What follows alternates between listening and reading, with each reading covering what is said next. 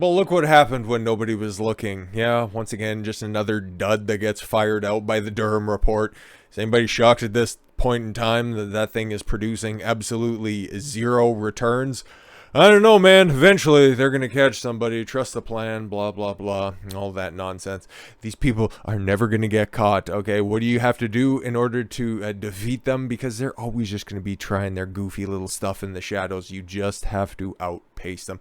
You just have to continue to push forward, work on yourself, become ungovernable, and look after yourself and all of those around you. The rest of this stuff, totally ancillary. But I decided to cover this at the onset, and hey man, we might as well just delve a little bit deeper into this stuff.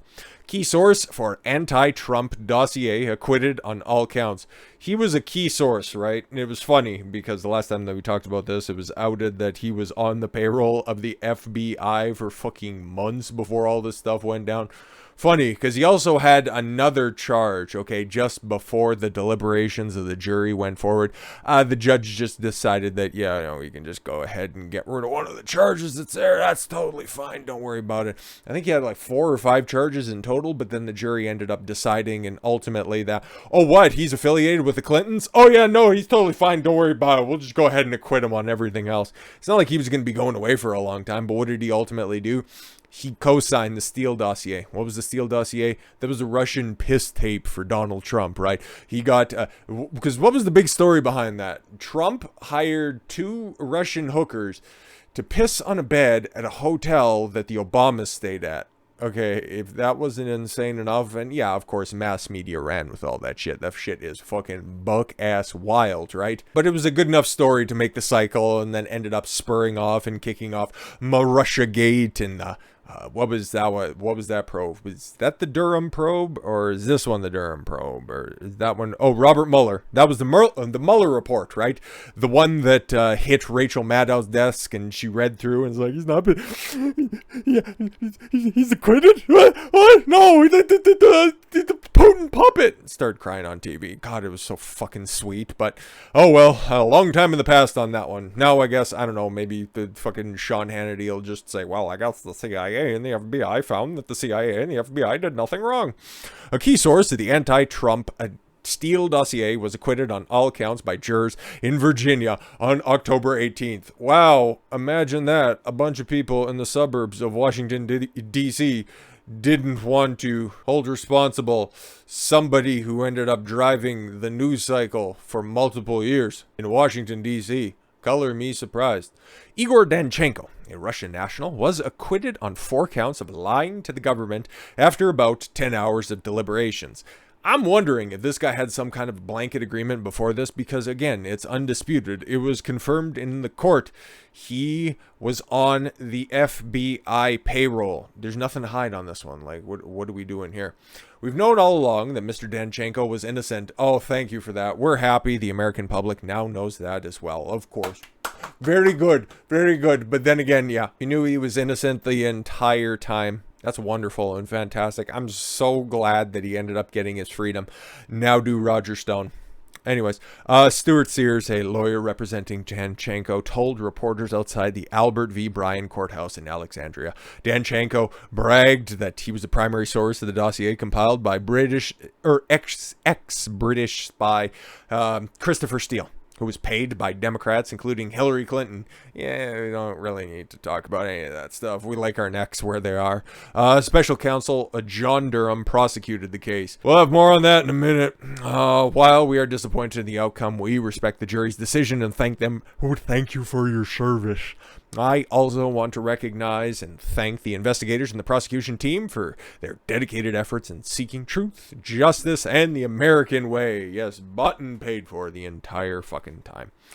The only other trial for Durham's team also ended in a not guilty verdict. Yeah, that was Michael Sussman, another guy who, on his own, took information that directly tied and implicated Trump in colluding with Russia.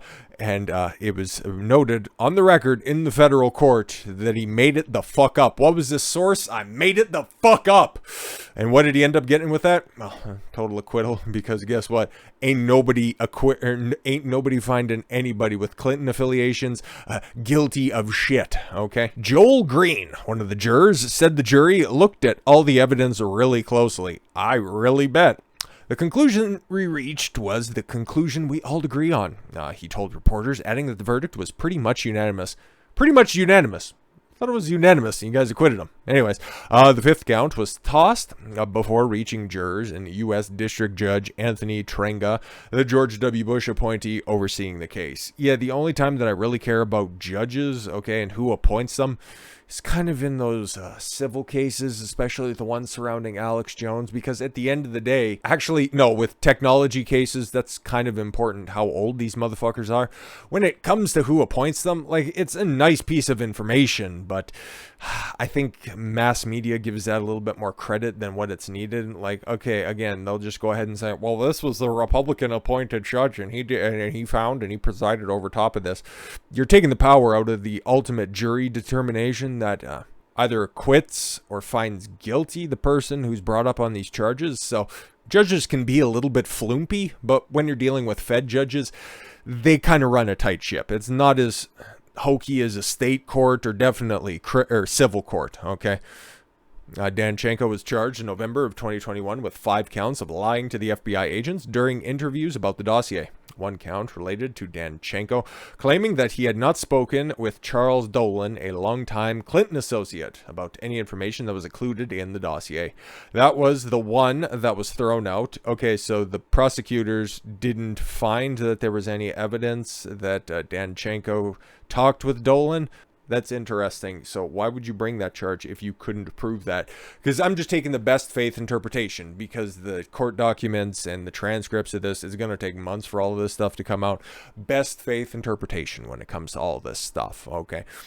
Durham, who's in the courtroom apparently prosecuting this shit, okay, made the charges against Danchenko that he talked directly with Charles Dolan. You didn't prove that at all, and then the judge had no choice but to throw out that one charge? The fuck kind of kangaroo prosecution was this, okay? But don't worry, we got another kangaroo lawyer to just back up all this stuff, because Bill Barr thinks that I'm disappointed by this, but John Durham, he's going to do a good job, and he's definitely going to drain the swamp on this one, man. Like, come on, Bill Barr, get the fuck out of here. Whenever he co-signs anything, especially in today's day and age, I know to take it with absolutely no credibility anymore. This shit is fucking done. You put any faith in this type of stuff, putting faith into anything. This is just good practice for people out there in the world today, regardless, politics, sports, dating, anything you want to talk about, okay? If you don't have a direct control over the outcome, the inner machinations, or anything else associated with something, don't pay much attention to it. Don't take it personally. It's shit that fucking happens that's outside of your area of control. And if it doesn't have any ultimate burden on your life, it doesn't fucking matter. Just take a look at this stuff and laugh at it. Take a look at the track record of these people, and it's like, oh, okay, you're co-signing this stuff? Okay, cool. Tell me more about how deeply you investigated 2020 again there, Bill. Okay, cool, great. Fantastic. The acquittal of Igor Danchenko was disappointing, but special counsel John Durham's pending report should shed additional light on the U.S. counterintelligence investigation into former President Donald Trump and Russia. Former Attorney General William Barr said on October 19th. Barr, speaking on Fox News, said Durham's team was handicapped by how the judge was overseeing the Danchenko case ruled against including some evidence, and how Sergei Milyan, a key witness, decided against testifying. If he was subpoenaed in a federal court, how can you just say, I'm not going to do this? Okay, I guess they might not have had extradition powers if he was over there in Russia.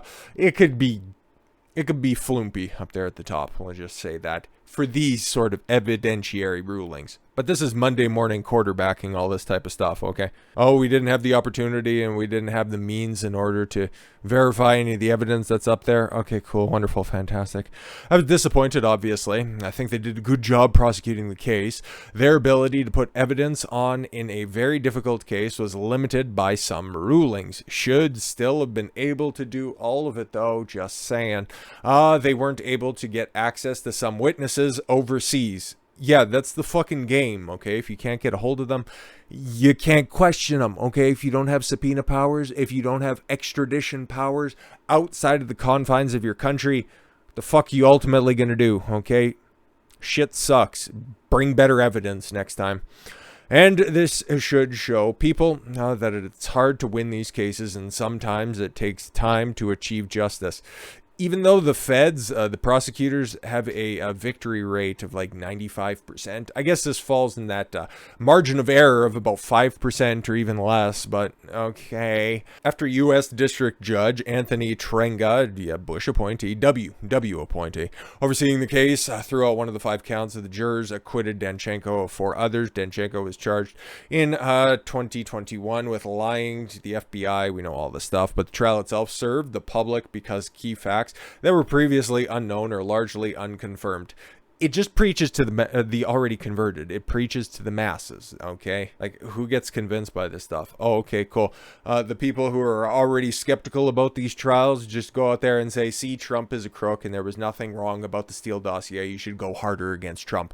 Or they see that there was an acquittal of a key source of this obviously fake dossier, and then it just says, fuck it, the entire system's corrupt. Nobody's won over. Nobody's swayed by this type of stuff. Stop fucking gaslighting people, my guy. Such as the FBI offering dossier author Christopher Steele $1 million to confirm any portions of the dossier. Barr argued. Yeah, okay. And again, this is the opinion of Bill Barr, which I don't take as far as I can throw this fat fucker. The real public interest here was being served by exposing the full extent of the corruption that was involved in the Russiagate and the abuse of the FBI in that whole episode, Barr said, referring to the Crossfire Hurricane, the investigation of possible links between Trump and his campaign and Russia. And I think Durham is going to get that report out, and it's going to lay out all the facts. Yeah, well, hopefully he's got something in that shit, because every time we see something roll out, boy, there's some salacious claims, but then when they ultimately end up going to court, they die. They fucking fall right on their face, just like Hillary Clinton trying to enter one of those fancy vans outside of the 9/11 memorial. But with all that said, until the next one rolls out, or until the report rolls out, I've been Don Consuelo. I want you to follow your gut and get after it. Take care, everyone.